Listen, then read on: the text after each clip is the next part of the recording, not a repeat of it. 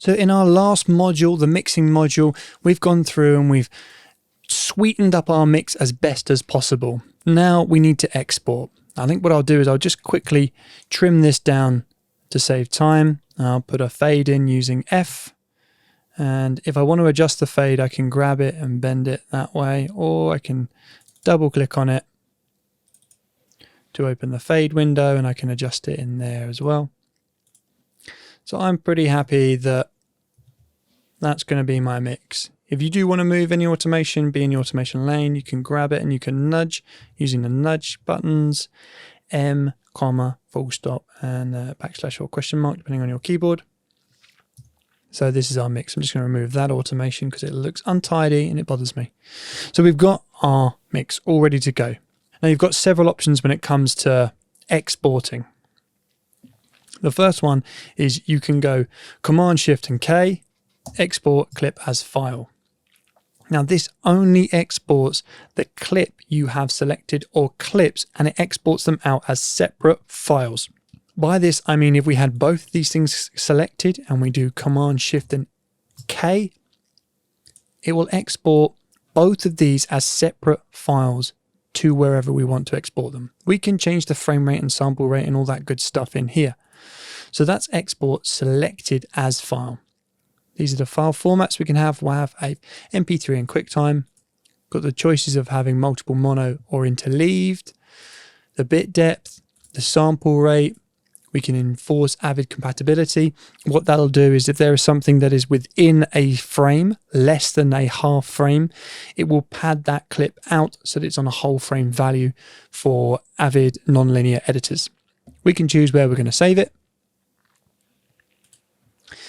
And we can rename it and it'll prompt us.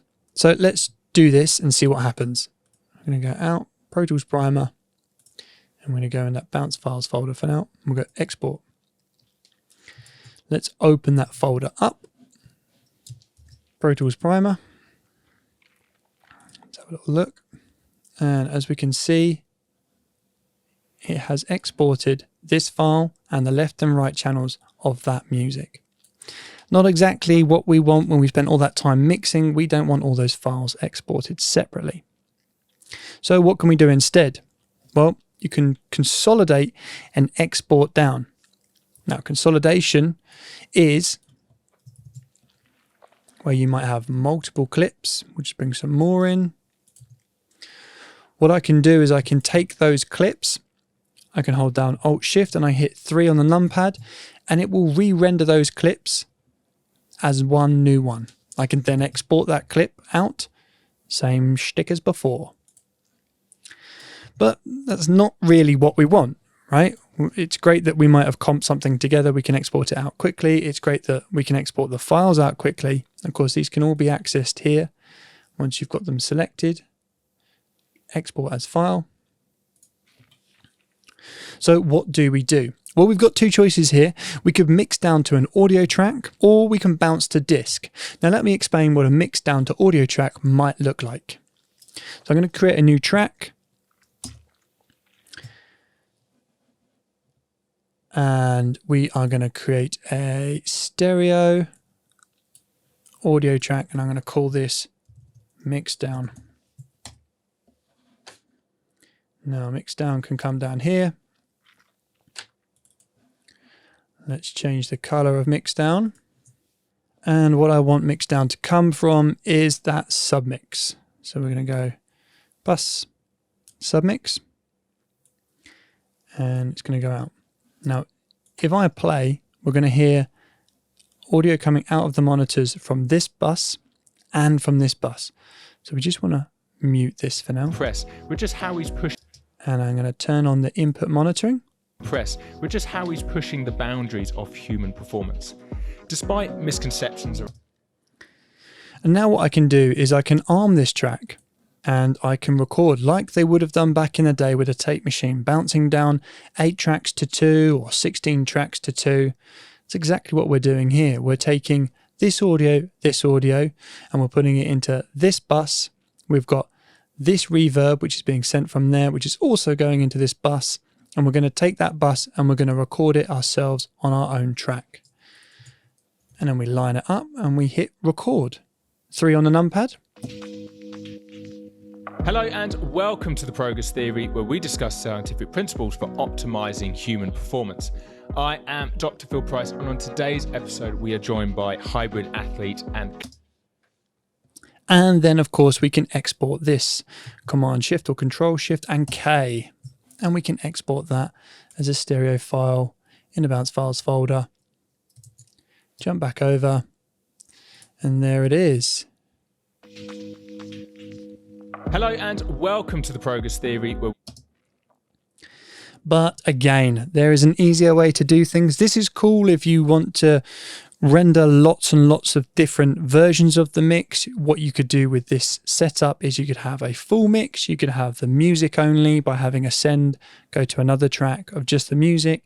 You could have a send going to another track of just a dialogue.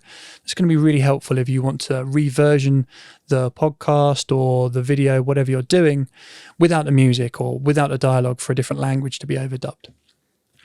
But the most common way of getting your audio out of Pro Tools is to bounce to disk. So we make our selection in and out, and we hit Command and Alt and B, or Control and Alt and B. We can access that in this file menu, Bounce Mix. There's an option to bounce to QuickTime as well if you've got video in your session and you want to render it all down back into the video that you might have in Pro Tools already. But we're just going to do the audio for now. We're going to call this Pro Tools Primer Export 1. We want it to be broadcast WAV, and we're going to say, where is it going to get this mix from? Now, we want to get it from monitors stereo. That's where we're listening to everything. But depending on your template, you might get it from somewhere else. We could get it straight out of the submix. And we should have the same thing because everything's going into the submix. We can choose the file format. We don't want an MP3 for this, but if you're doing a podcast, it's super handy that you can just export out as a WAV and an MP3 at the same time.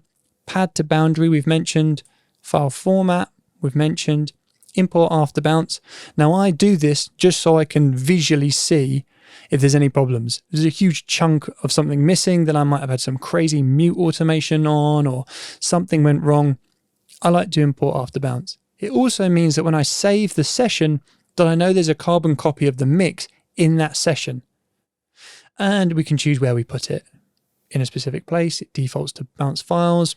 We can prompt, or we can choose a directory. And this is a really important button here, offline. We want it to do it offline. Online would be as slow as me rendering and recording into a track in Pro Tools in real time. Offline should be a lot quicker. So let's test that theory, shall we? Oh, and before we leave this, you can also obviously save different things as templates. If you have multiple mixes that you want to record out, you can obviously add those there. And you can save all of this as different settings. So let's bounce it, shall we?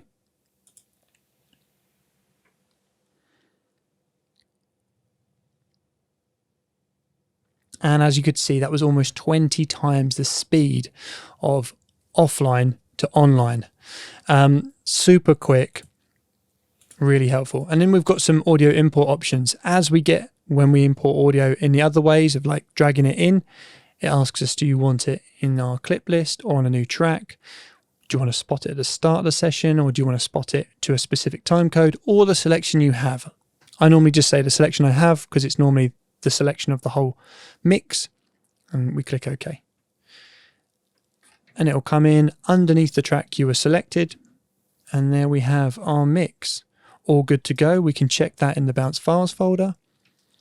There it is, Primer Export. All the stuff we need. So that is exporting audio from Pro Tools.